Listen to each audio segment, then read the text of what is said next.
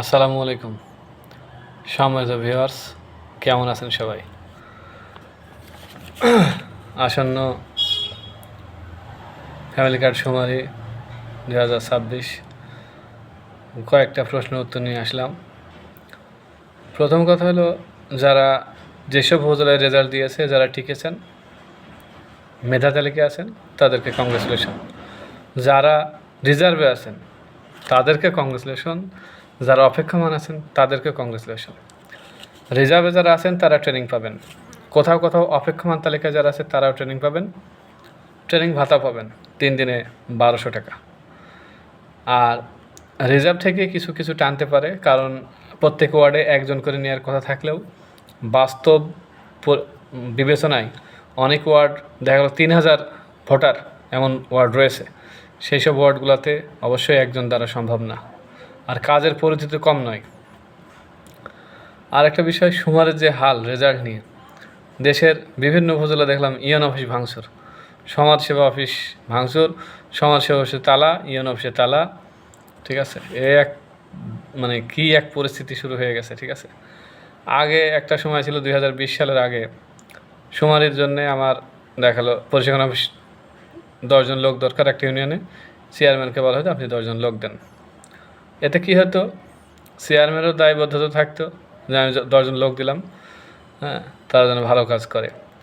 অন্তত সার্কুলার দিয়ে লক্ষ লক্ষ বেকারের হয়রানি, তাদের টাকা খরচ, মেন্টাল হ্যারাসমেন্ট, মানসিক যে একটা দুশ্চিন্তা, এইগুলো ছিল না। এক হিসাবে আরও আগে প্রাইমারি শিক্ষকরা বাড়ি বাড়ি না যেয়ে এক জায়গায় বসে শুমারি করত, বিভিন্ন তথ্য নিত, এই তথ্যের উপরে দেশ চলতো। সেখানে তথ্যগুলো আসলে রিয়েল আসতো না, এই জন্যই তো এখন মেধাবী বেকার তরুণদের দিয়ে এই কাজ করানো হয়। ঠিক আছে, আর এমনও শুনলাম যে কিছু কিছু উপজেলা রেজাল্ট দেয়নি, দেবেও না। দেখা গেল যারা টিকছে তাদেরকে ডেকে বললো অমুক দিন ট্রেনিং আপনি আসেন, কারণ রেজাল্ট প্রকাশ করলে এখন বিরাট অসুবিধা। বিশেষ করে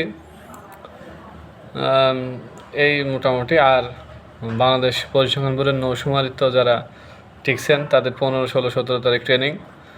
আর ন্যাশনাল ইনজুরি সার্ভে আগামী শনিবার ঢাকা আমাদের বাংলাদেশ পরিসংখ্যান ভবন, যেটা আগারগাঁও বিবিএসের ভবন, ওইখানে তাদের ট্রেনিং হবে। 2 মাস মেয়াদি একটা দীর্ঘমেয়াদী জরিপ।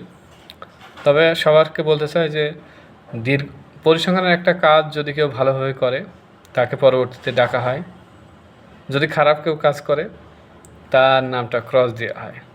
আমি আমার এই অল্প দিনের চাকরিতেই পিরোজপুরের সরবকাঠিতে কয়েকজন, নাজিরপুরে কয়েকজনকে ক্রস বলছে যে এদের আর কাজ জীবনে দেবেন না, কারণ এত পরিমাণে হয়রানি দিয়েছে আমাদের।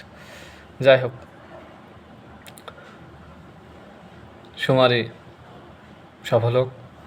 যে লক্ষ্য উদ্দেশ্য নিয়ে সরকার শুমারি পরিচালনা করছে, সেই আসল লক্ষ্য উদ্দেশ্য যেন সার্থক হয়, এইটাই মনে প্রাণে চাই।